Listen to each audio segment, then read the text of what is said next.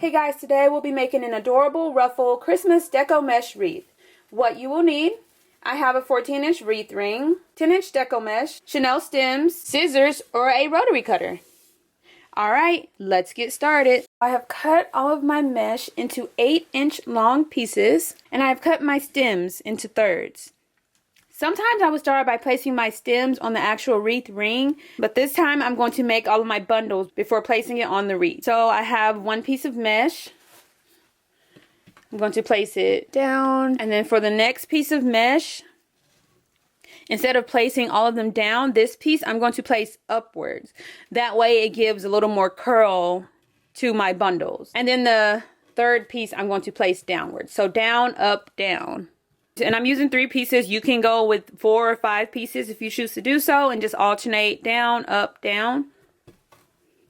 And I'm just going to scrunch in the center. You see it makes it nice and fluffy. I'm going to take my stem and twist it around the center of my bundle, just like that.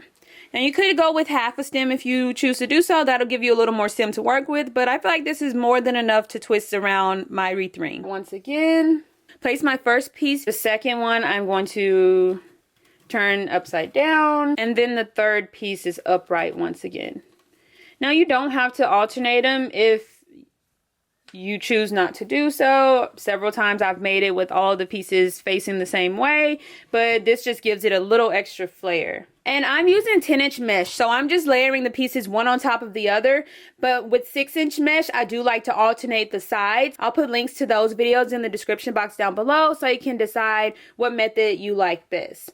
But for the 10-inch mesh, I definitely like this method more. And for the 6-inch mesh, I like alternating the sides. Scrunch, scrunch, scrunch. Take my stem and twist it around the bundle a few times. So you can tell it's going to be really cute and fluffy and flared out and fun. Alright, I'm going to make more bundles, and then we'll start placing it on our wreath.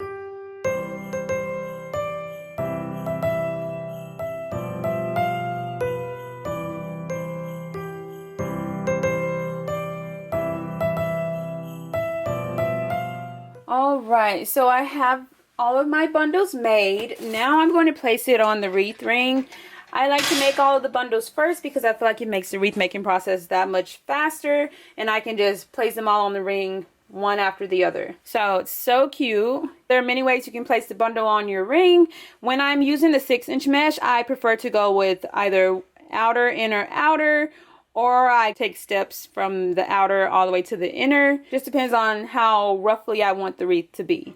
So go with whatever you prefer. You can always make the wreath and add in more later if you choose to do so. For this specific wreath, since I'm using the 10-inch mesh, I'm just going to alternate outer, inner, 2 bundles in each section. So outer, inner, all the way around the wreath. I have 3 pieces of mesh in each bundle, 2 bundles in each section, for a total of 12 bundles and 36 pieces of mesh. I'm just going to place it and twist it a couple of times, and then tuck it away. Take another bundle. So since the first one was on the outer inner ring, I'm going to go to the inner ring. Place my bundle and twist it and tuck it away. I really could push it aside and add in another bundle, but once I flare this up, I think it's going to look really nice, and I won't have to do that. Alright, I'm going to get more bundles placed. So back to the outer inner ring, and just alternate all the way around my wreath.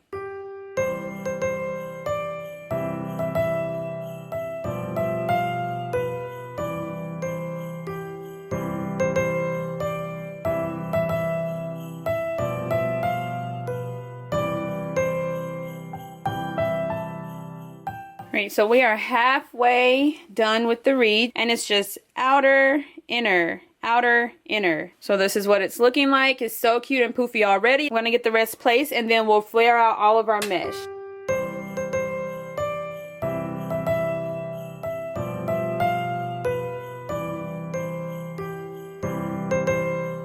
Alright, so I have placed all the mesh. It looks so cute and precious. What we're going to do next is flare out all of our bundles. So you can see this is how it looks right now.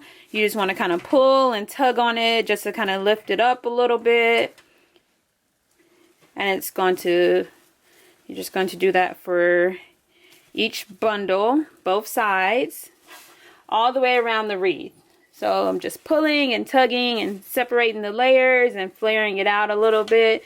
And flipping that center piece definitely helps a lot so that they don't get stuck on each other and just kind of flatten out. And don't be afraid to give it a nice little tug and also maneuver and adjust, fill in wherever you think you need to.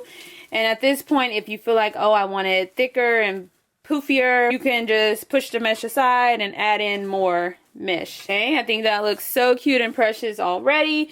You can finish it off here. You can add an adorable sign to the center. You can add in ornaments, bows, any other type of embellishment you'd prefer. An adorable bow to the center.